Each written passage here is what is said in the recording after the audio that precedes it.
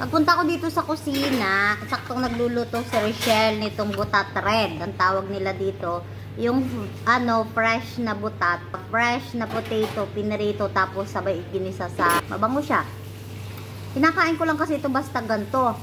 Tapos, sabi niya masarap siyang i-pair sa kubos with yogurt. So, try natin.